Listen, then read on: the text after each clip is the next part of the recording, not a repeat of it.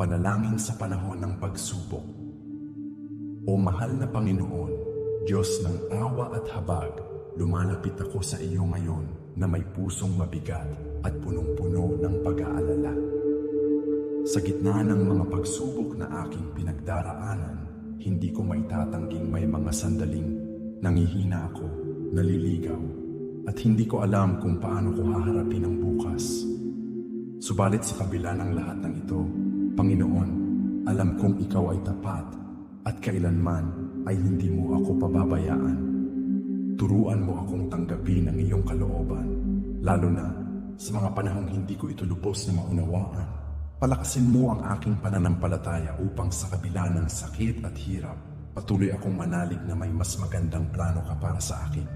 Tulungan mo akong manatiling matatag at huwag bumitiw sa iyong mga pangako. O Diyos, bigyan mo ako ng sapat na tapang upang harapin ang mga pagsubok na ito. Huwag mong hayaang matalo ako ng takot at panghihina ng loob.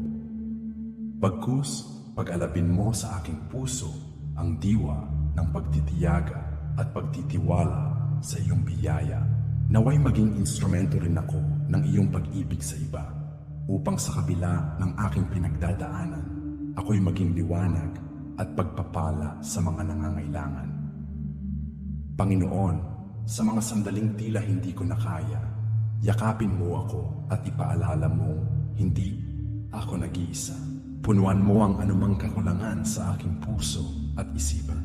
Ibigay mo sa akin ang kapayapaang nagmumula sa iyo, ang kapayapaang hindi kayang ibigay ng mundo. Maraming salamat, Panginoon, sa iyong walang hanggang pagmamahal.